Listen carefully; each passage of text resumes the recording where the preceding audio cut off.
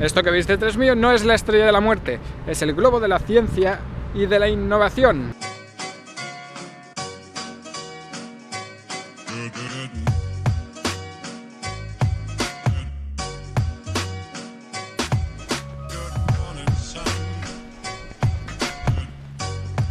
El capítulo de hoy está realizado en colaboración con la Fundación Aquae, que entre otras cosas se dedica a organizar el Teachers Program español aquí en el CERN. El Teachers Program es un programa para profesores que vienen aquí al CERN durante una semana, aprenden lo que hacemos e intentan llevarse alguna idea para luego poder aplicarla en clase con los alumnos. Así que primero de todo, si conocéis a algún profesor que podría estar interesado en venir al CERN, que no dude en ponerse en contacto con la gente de este programa. Es realmente muy interesante y muy intenso, pero la experiencia me dice que se lo pasan en grande.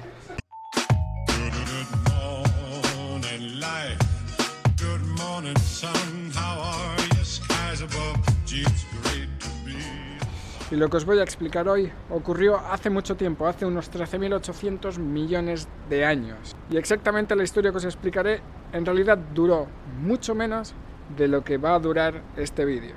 Duró exactamente 3 minutos, son los 3 primeros minutos del universo. Y podría parecer que 3 minutos no es mucho tiempo, ya que estamos acostumbrados a unas escalas de tiempo en las que las cosas ocurren en tiempos relativamente largos. Pero estos 3 primeros minutos del universo fueron cruciales para forjar el universo tal cual lo conocemos hoy. Y para explicaros qué ocurrió en esos 3 primeros minutos, lo voy a hacer en sentido inverso, hacia atrás en el tiempo.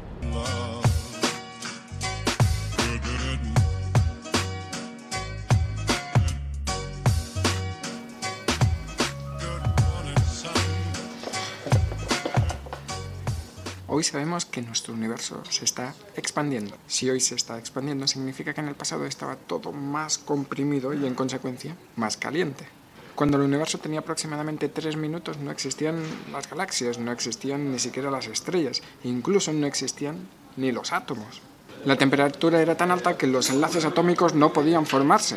Y de hecho no fue hasta que pasaron esos 3 minutos que empezaron a formarse los núcleos atómicos más sencillos, dando paso así a lo que se conoce como la era nuclear. Hasta entonces el universo estaba formado únicamente por un plasma de quarks y gluones, que son las partículas que constituyen los protones y los neutrones que posteriormente constituirán los núcleos atómicos.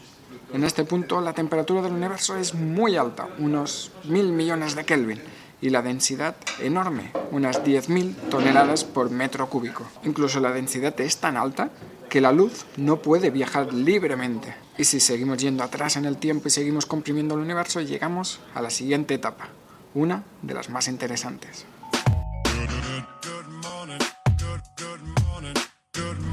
En la naturaleza existen 4 fuerzas fundamentales: la gravedad, el electromagnetismo, la fuerza nuclear débil y la fuerza nuclear fuerte. Todas estas fuerzas, menos la gravedad, somos capaces de describirlas más o menos con lo que se conoce como el modelo estándar, que es una teoría cuántica que explica cómo las diferentes partículas interactúan entre sí. Por lo general, estas 3 fuerzas, el electromagnetismo, la fuerza nuclear débil y la fuerza nuclear fuerte, se tratan siempre de manera independiente. Sin embargo, sabemos que cuando consideramos energías suficientemente altas, el electromagnetismo y la fuerza nuclear débil se unen en una única fuerza, la fuerza electrodébil.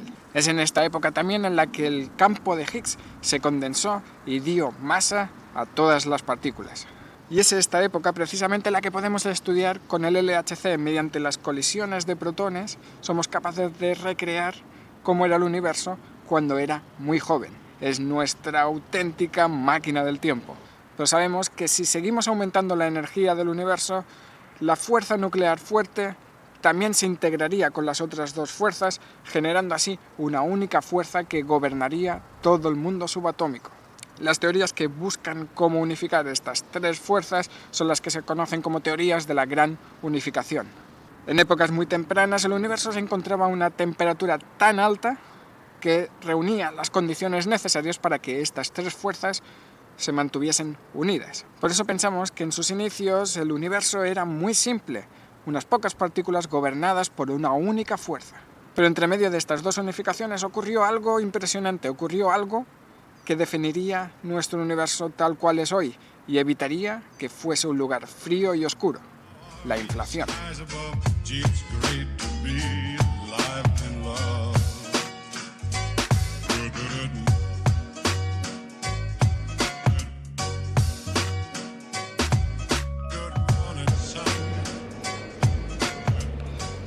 Hoy sabemos que nuestro universo se está expandiendo.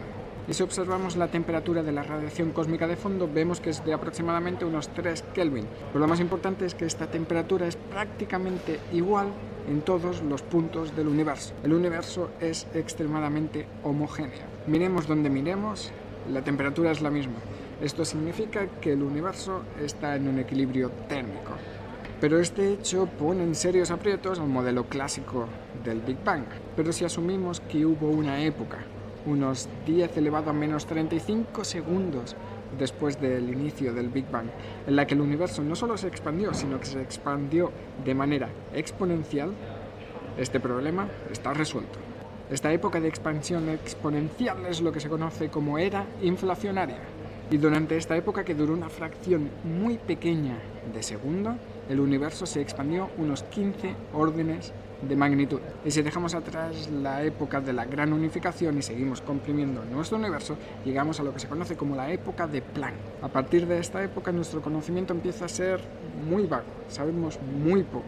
Y a más nos acercamos al momento inicial, menos sabemos. No solamente no tenemos la tecnología suficiente para explorar esta época del universo, sino que nuestro conocimiento teórico es nulo. Nuestras dos mejores teorías, la mecánica cuántica y la relatividad general, fallan de manera estrepitosa cuando intentamos explicar cómo era el universo a una edad tan temprana. Tan solo podemos entender lo que sucedió en esa época si conseguimos describir tanto la mecánica cuántica como la relatividad general en una única teoría, una teoría cuántica de la gravedad. Por el momento no tenemos ninguna teoría suficientemente exitosa que reúna estas condiciones. Si bien la teoría de cuerdas es nuestro mejor candidato, todavía falta mucho camino por recorrer y alguna evidencia experimental de que esta teoría es correcta. Así pues, estamos completamente ciegos sobre lo que ocurrió en el universo justo al principio. No sabemos nada y eso es lo que nos motiva a seguir investigando. Pero, ¿y qué pasó antes?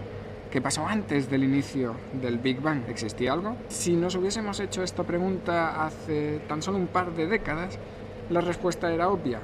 La respuesta era que no tenía sentido esta pregunta. No tenía sentido preguntarse qué había antes del Big Bang, porque en el Big Bang mismo es donde se creó el tiempo. No existía un antes. Era como preguntar qué hay más al norte del Polo Norte. No tiene sentido. Pero hoy en día esta respuesta a muchos físicos ya no nos convence. La perspectiva ha cambiado y de hecho hoy tenemos modelos que indican que en efecto nuestro universo no lo es todo, sino que hay algo más allá de nuestro universo. Quizá nuestro universo está insertado en un universo más grande, en un universo realmente eterno. No lo sabemos y lo peor de todo es que tampoco sabemos si algún día vamos a saber si eso es verdad. No sabemos si alguna vez tendremos acceso a lo que se conoce como el multiverso. Y aquí en el CERN intentamos dar respuesta a todas estas preguntas que todavía quedan sin resolver. Y por eso el CERN es un lugar tan especial, porque aquí estamos literalmente en la frontera del conocimiento. Así que si queréis estar al día sobre los últimos avances en las fronteras del conocimiento, no olvidéis darle a like, compartir este vídeo y suscribiros.